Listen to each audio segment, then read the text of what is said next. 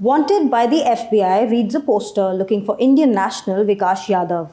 The United States Department of Justice indicted Haryana native Vikash for masterminding a plot to kill pro-Khalistan activist Gurpatwant Singh Pannu, who is a dual US-Canada citizen. While Vikash was absconding, his family members said he denied the allegations and called media reports false. Vikash is a native of Pranpura village in Haryana and lived in a government colony in South Delhi.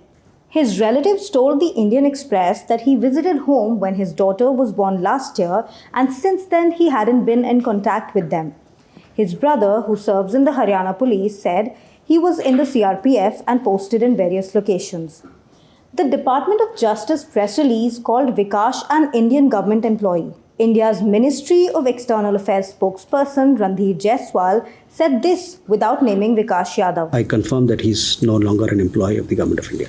The Justice Department said Yadav was employed by the Government of India's Cabinet Secretariat, which houses India's Foreign Intelligence Service, the Research and Analysis Wing. But his family said they had no information about him working as an intelligence officer. For his mother, Vikash has been working for the country.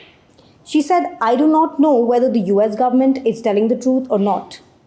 His cousin Amit Yadav told Reuters that as a boy, he was interested in books and athletics, and he was also a national level marksman. The US Justice Department said Vikash used his position of authority and access to confidential information to direct the attempted assassination of an outspoken critic of the Indian government here on US soil. They alleged that he hired another Indian national, Nikhil Gupta, around May 2023 to kill Gurpatwant Singh Pannu. The department said Vikash orchestrated the plot from India and Nikhil acted as the middleman who put Vikash in touch with a hitman and passed information about the plan from Vikash to the hitman. Vikash allegedly offered to pay $1 lakh for the hit job. By June 2023, he had delivered an advance cash payment of $15,000 to the hitman in New York, according to the Department of Justice. The press release further said that he provided Nikhil with personal information about Pannu, such as his residential address and phone number, which Nikhil then passed on to the hitman. But this hitman turned out to be an undercover agent of the US Drug Enforcement Administration,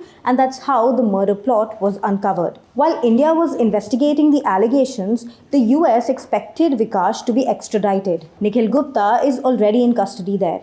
Both of them were charged with murder for hire, which draws a maximum 10-year imprisonment, conspiracy to commit murder for hire, which again is punishable by a maximum 10-year jail term, and conspiracy to commit money laundering, which gets a convict a maximum penalty of 20 years in prison. The meeting was here as a follow-up on conversations we have been having with the government of India at the senior-most levels over the past several months.